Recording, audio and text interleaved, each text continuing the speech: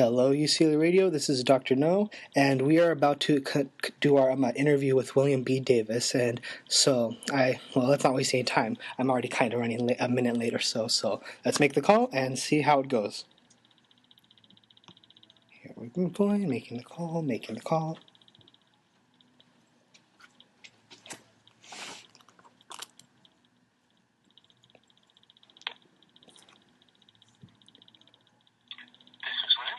Hello, Mr. Davis. This is Reggie from UCLA Radio.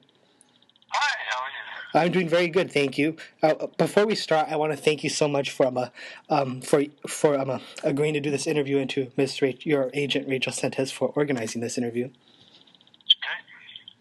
Yeah, what's it called? So what's it called? I mean, we're probably going to get a lot of people expecting to talk about the X-Files, but before that, I want to start about your memoir, Where There's Smoke: Musings of a Cigarette Smoking Man.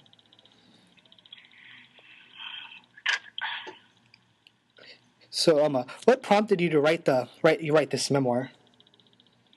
Oh, there were many things that prompted me to write this memoir and a memoir.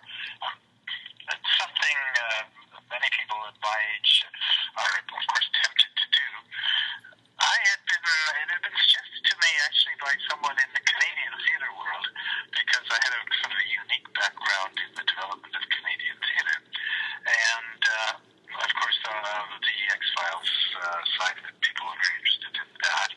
What I was interested to do was to try to make some sense of my life, to try and see if there's any shape to it, to revisit, to review, relook at the whole trajectory of my personal experience.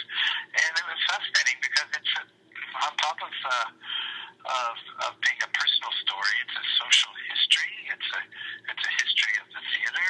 It's a history of film and television.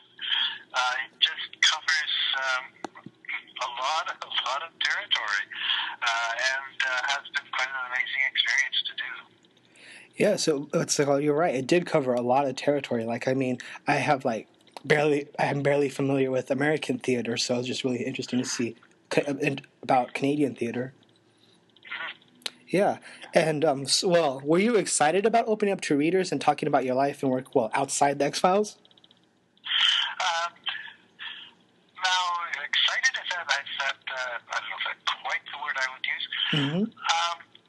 I was fascinated to share, I guess, might be a better way to put it, to share my experiences with whoever wanted to hear about them. And I'm conscious of the fact that the book has a variety of different audiences. Different people will get different things from it. Some audiences may want to skip over some parts. Some people may not. I mean, it's as we've said, it's a social history. It's also a history of Canadian theatre, but it's also a history of the X-Files and my experience on the X-Files. And as such, it will appeal to a lot of different people. But at the center of it, at the core of all that, it's a personal memoir, and I find I love to read memoirs. I read them much more now that I've written one than I used to before, and I just love to get involved in a person's life and try to feel how they felt about their life. That is. So that is one of the great things about memoirs. It's just like you can see so much about the person that you can't see just by a certain role or something. Exactly. Yeah. Mm-hmm. And correct me if I'm wrong, but this is your first book, isn't it? What was the writing process like for you? Yeah, it's my first full book.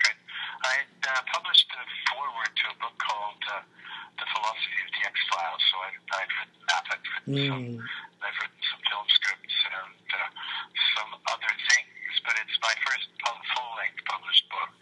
Yes. Okay. Well, in the book, you were very fortunate because you lived in three different countries at eras that were culturally remarkable for each: America in the 1950s, Britain in the early 60s, and Canada in the late 60s and 70s. Can you tell our listeners why you felt this was so fortunate? Well, certainly from a theater standpoint, these were, in a way, the great days of those particular worlds.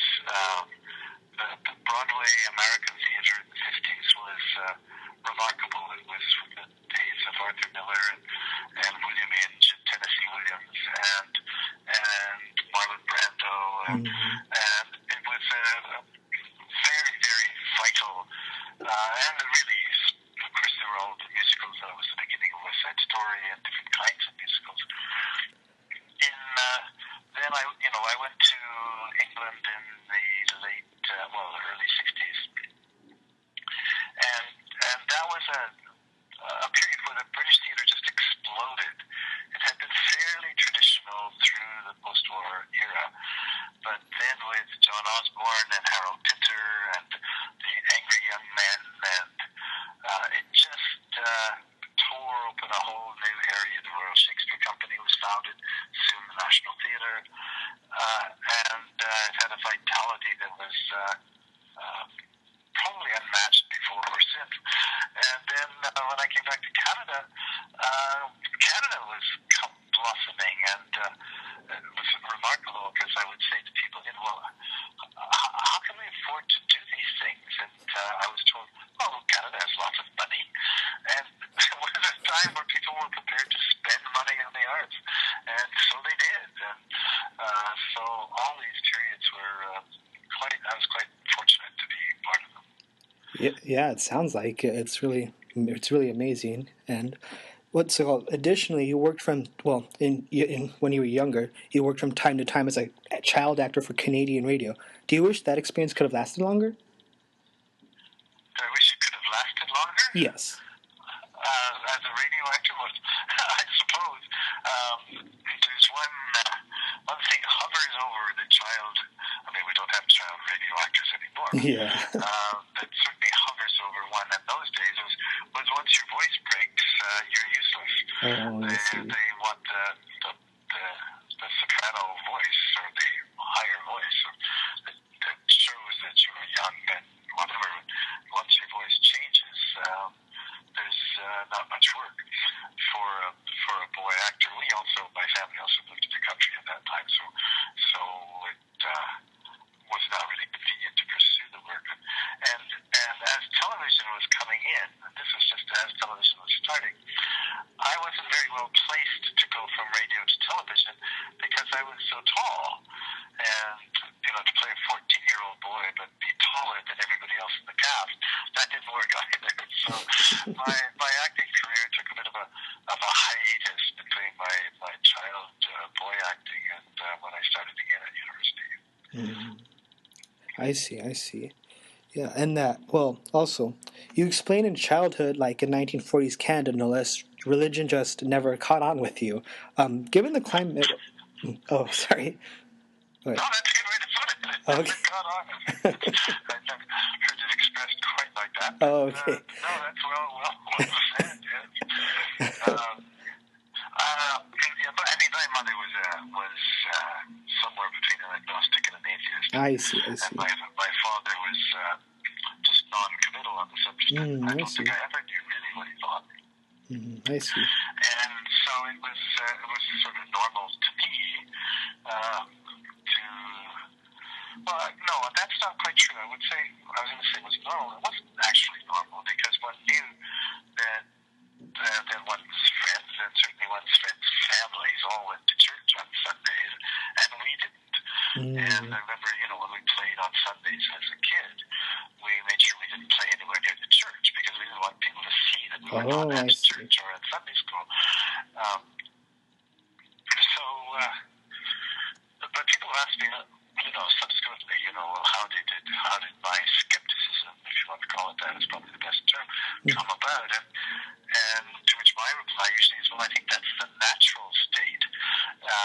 The better question would be to the religious person, how did your religion come about?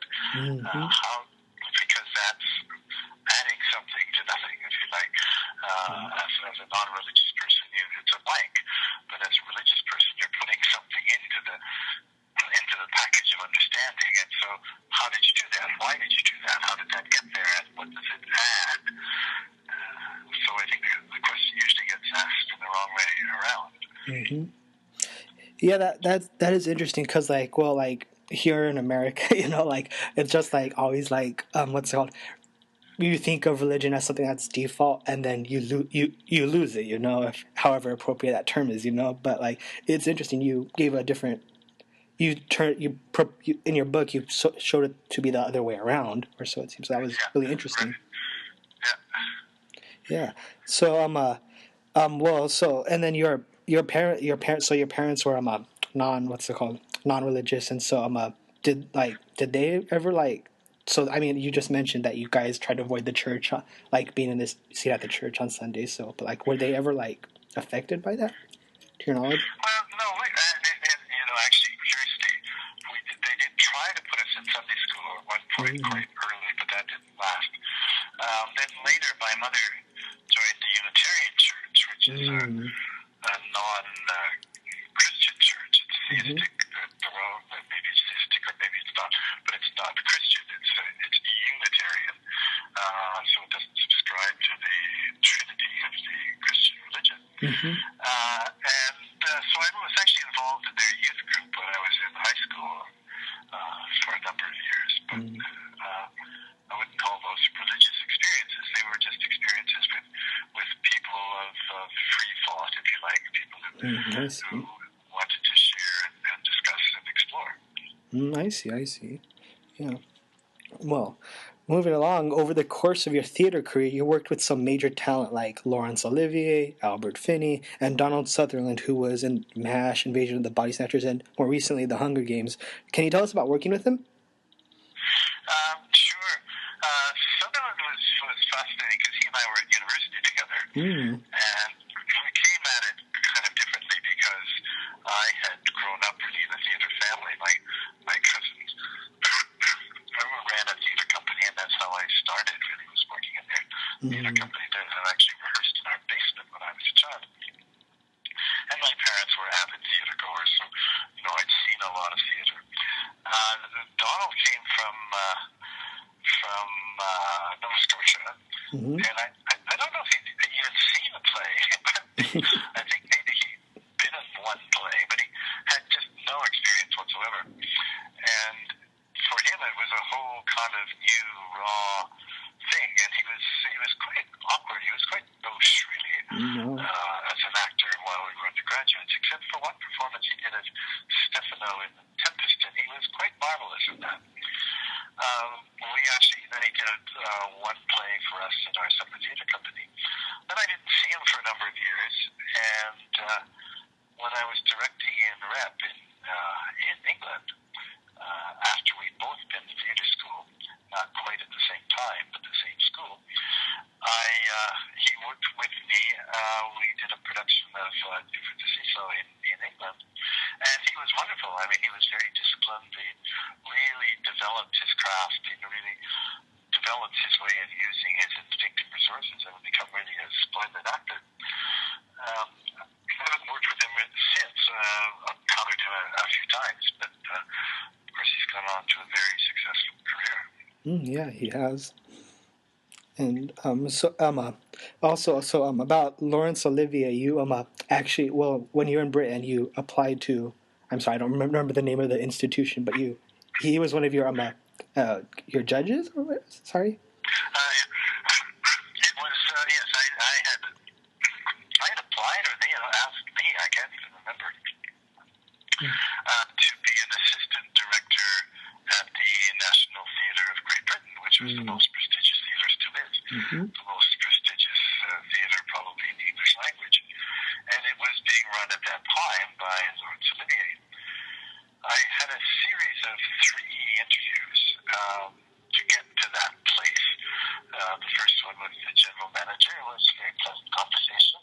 The next one with John Dexter, the brilliant associate director, who did all the talking, so that was pretty easy. And then finally I got to my final interview with Sir Lawrence. And it was kind of remarkable because it seemed, when I went into the waiting room, and I waited a long time, and it seemed as if someone had come out of the room looking white-faced, as if he'd had a terrible experience and a long experience, and he kind of staggered out of the offices. Then I got called in, and said, how do you do, or something, and there were two other people there. And then nobody said anything. I mean, she just looked at me, and if you remember some of his films, when he looks, it's a penetrating gaze. And I thought, well, I guess I better talk. I better say something. But what? I don't know. I don't know what I said, but I'm sure it was very inconsequential and very meaningless. And after about 2 or 3 minutes, he said, thank you very much. And I was convinced I had completely blown it. I had no chance of getting the job. But as it happens, I did get the job. And I think his meeting me was more or less a formality just to see what sort of a person I was. But at the time, it seemed very strange. It was his willingness to not feel he had to show, to be completely interested in me. He didn't feel he had to impress me about him. He could just let go of himself and study me, which was fascinating to see, and probably part of his talent as an actor. Oh yeah, probably. That is interesting though. Did you ever find out what made him, like, what's it called? Let you in? Sorry? I'm not sure I understood your question. Sorry. Did you ever find out what made him decide in your favor to join the National Theater? No, I never did. Never really had that kind of relationship with him. He's a somewhat distant person, but as it happened, the company was divided into two units, and so I was actually worked in the other unit, so I didn't have a lot of contact with him while I was there. I see. Yeah. Well, it's called. Before the X-Files, you had a small role in the miniseries It, based on the Stephen King novel. Do you remember what that acting gig was like? I think if you're meaning what I think you're meaning, I think you're referring to the Dead Zone. Well, I was going to ask about that too, but what's it called? Yeah. Which actually was not a miniseries; it was a feature film. Oh yeah, that one. And it was one of my first things back that I did back to acting, because I went to theater school as an actor, but after that I spent 20 years as a theater director and acting teacher, and I did not do any acting myself. I did a lot of directing and a lot of teaching, but I did not do any acting, and I kind of drifted back to acting. Almost just to complement my teaching, just so I would, and my directing, so I would know more about what actors were doing, and in fairness, to help out the bank account. But Dead Zone was a small little role. I was played the ambulance driver, and you won't find me in the script. I think it's lovely when people say how they like my performance. It's not there. You can't find it. It's on the cutting room floor. But the experience of shooting in 30 below zero weather in a movie that's supposed to take place in the summertime was unforgettable. And the best thing about it was that I was playing the ambulance driver, so that after every take I could get into my heated ambulance, whereas other people had to stay outside in the cold. That's crazy. Yeah, and so that movie was directed by David Cronenberg. What was working with him like? Did you, if you spoke to him at all? It was very pleasant. I had an easy audition with him and an easy time, but I had so little to do with the film, I couldn't really I see. say what it's like to work with Cronenberg. I see. Yeah, well, what's it called? And do you think you'd ever like to work with him again? Because he's gone on to make other big films like The Fly. Yeah, no, of course I would. Yeah, I've enjoyed his work, and I've talked to lots of actors who've worked with him. And, I see. Fascinating to work with. Yeah, what's it called? So, well, now we're going to go to the what's it called? I guess the part a lot of people are probably would listen for. But I think this but so it's when you first got the role of the cigarette smoking man, it was a small role that you admit you were a little confused by. And as the series went on, were you pleased with how central the character became to the series mythology? Oh, that was, it was unexpected. I think unexpected to everyone that But of course, I was thrilled with the experience. It was wonderful as an actor. I got to do, some really exciting scenes. The part grew in dimension, it grew in visibility. So everything about the experience was terrific in that sense. I see. That's excellent. And well, CSM has like an interesting relationship with Assistant Director Skinner. Like in the early seasons, he spends a lot of time in Skinner's office, suggesting he is like Skinner's superior. But as you know, Skinner's able to dismiss him, and at some point, CSM simply stops appearing in his office. What do you think the exact relationship between the two was? It's very interesting. All these questions are interesting, and partly they're interesting because, in a way, no one knows the answer. Because the show developed, it kept changing. They didn't really have a set Bible, a set plan, so it kept evolving according to circumstance.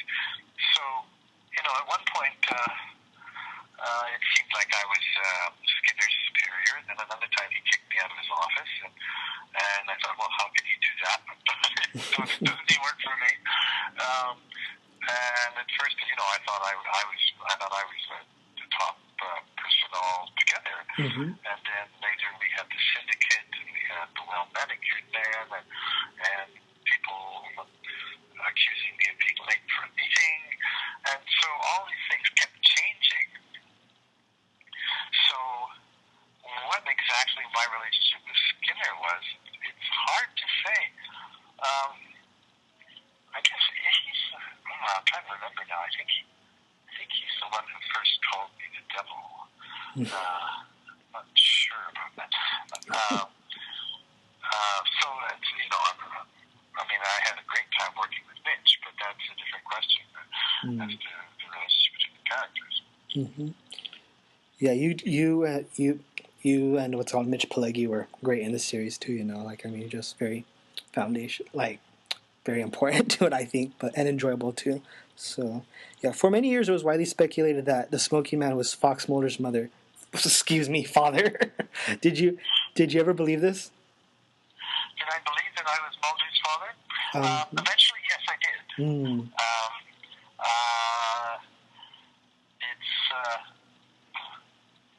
I'm not sure exactly how soon that idea developed, but it was certainly clear from, I can't remember which episode, it was certainly clear anyway in the scenes with Mrs. Mulder that we had had a relationship. So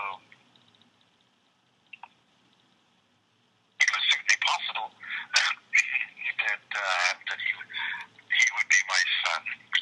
And I think I actually say that later. I can't remember exactly, but anyway, yes, I eventually came around to the idea that yes, he probably will. But now I didn't think of that at the beginning in the first few seasons. It didn't occur to me at first. So I wasn't playing the role as if here I am talking to my son, because I hadn't thought of that. But that's partly what I mean about the way the series evolved and kept changing, and the backstories kept changing, and it was all part of the fun. That it was pretty hard to pin down exactly what's what. Yeah, it kind of was all over the place, like as the series went on. But yeah, and ironically, one of the more popular episodes featuring the Smoking Man, Musings of a Cigarette Smoking Man, has some issues in your eyes. What were these issues? It's interesting.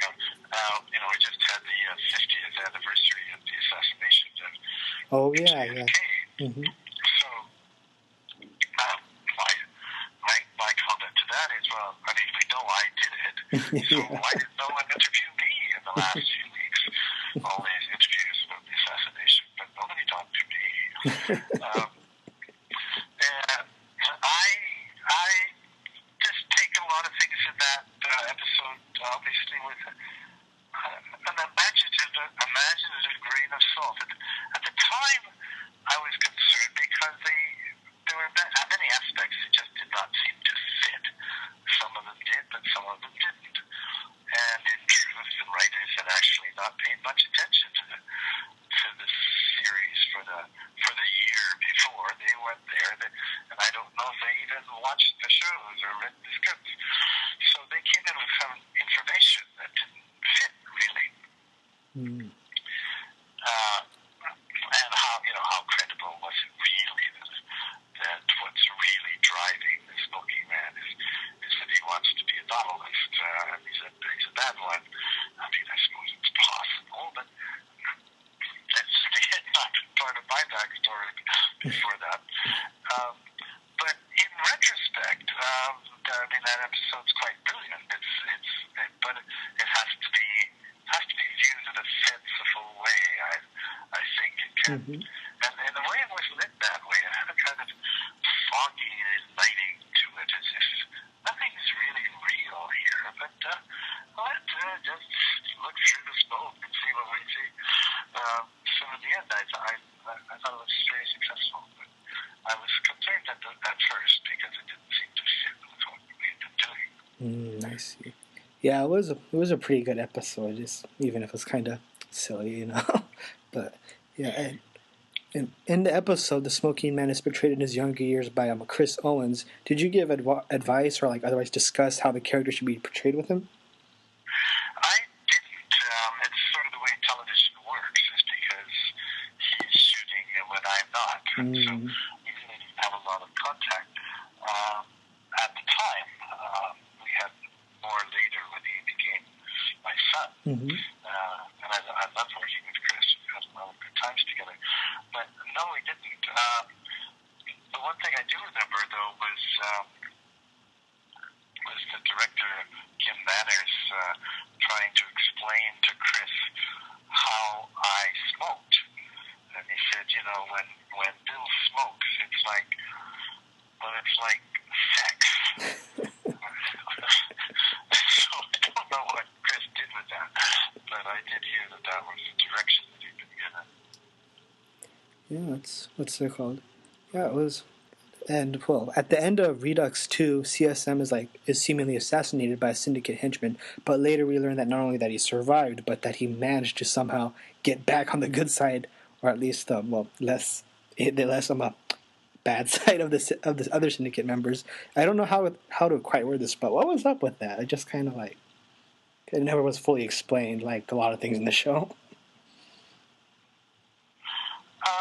Yeah, and to be honest, I'm not really sure exactly what you're referring to or exactly what I thought about it. Well, Oh, yes, actually, no, it comes back to me now. So, yes, they or somehow I had been supposedly killed, and that's when I wasn't, and I was hiding out on a mountain cabin. Mm-hmm.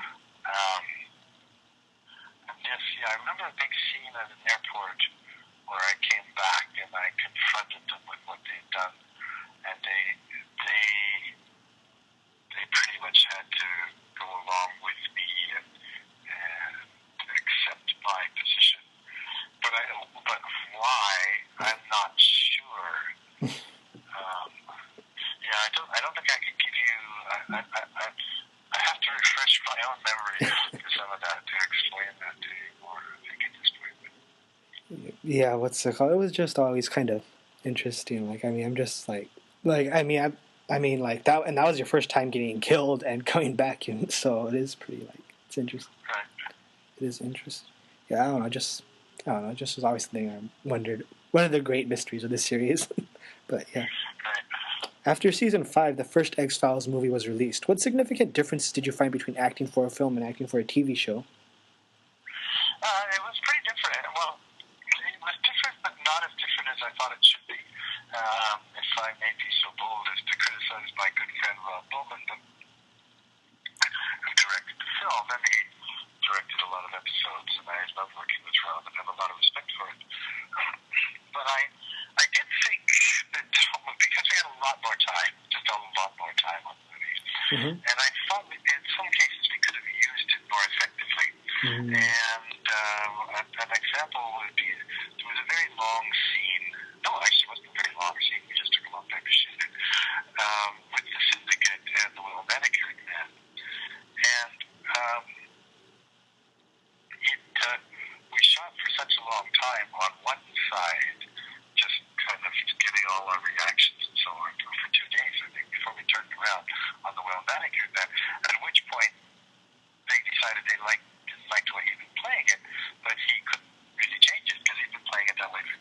Mm. But my point being that we could have spent more time actually rehearsing, because it was time to actually rehearse and then shoot, instead of just shoot, and do more and more and more and more and more takes.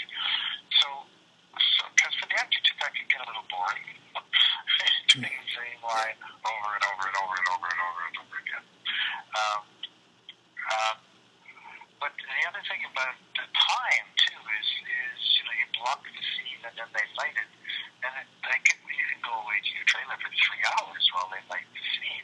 Mm. Whereas in TV we're moving way faster, and you sit down for 10 minutes and then you get back up and you do the scene.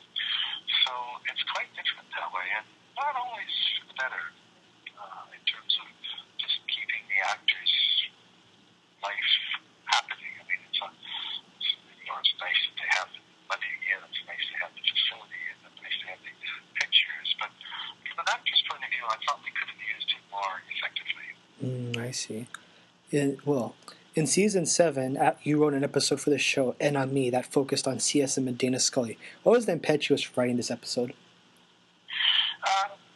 Well, right there is I mean, I wanted to anyway, and I wanted to see if we could look a little bit under the roof of this character, under the hood, as it were, see a little bit more what makes him tick. The other side of it was that in 7 years, I'd never done a scene with Jillian. I mean, surprising as that seemed to everybody when people thought about it, yeah, I guess that's right. We had our looks, as it were, in the pilot, but beyond that, we'd done nothing together. So it seemed like an opportunity to explore that possibility and to learn more about the character at the same time. I see. Yeah. Well, what's it called? I'm kind of running out of time. My phone's kind of dying, so I'm not going to get to all the questions I want to ask. But Okay. But what's it called? At the moment, you have a recurring role in the Canadian TV show Continuum. Can you tell us about the show and your role in it? Yes, it's a great show. My role in it is very key, but not very big or not very frequent, because when it starts in 2077, and in that world, which has become a corporate spy-infested world, completely, it's very changed world. There are no cars. It's very, very highly technological world. And on top of it, the person in charge of it basically is me, as a corporate baron, if you like. And there's a revolutionary group that have blown up a building, and we're going to execute them. But instead of executing them, we send them back to 2012. And we also send back an agent, who's played by Rachel Nichols, sent her back as well. And I do that. We're not quite sure why I did that, but we think we did that so that they would change the future, even though they're rebels and terrorists. And the agent person meets a young, impressionistic, idealistic is a better word, very intelligent, technological 18-year-old who turns out to be me as a young man. And the plot kind of develops from there as I try to become something different from what I was, or the young me is terrified to find out who he became, and so on. But it's beautifully done, and there's some great work in it. It sounds interesting. I'll have to check it out. I encourage my listeners to check it out too. Also, Yeah, for sure. all right. Last question.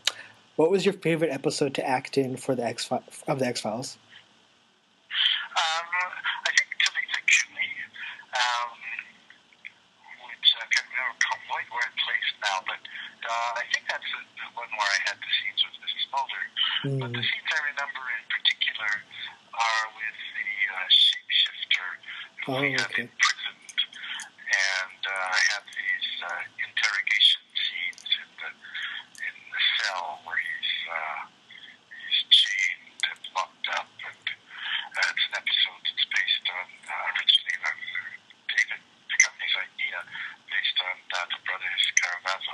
Dostoevsky. But so if I have to pick one, that's the one I pick. But there were lots, of course. Oh, okay, I see. All right. Well, yeah, unfortunately, that's all the time we have for today. But thank you so much for a great interview, Mr. Davis. And yes, It's a pleasure. all right, thank you.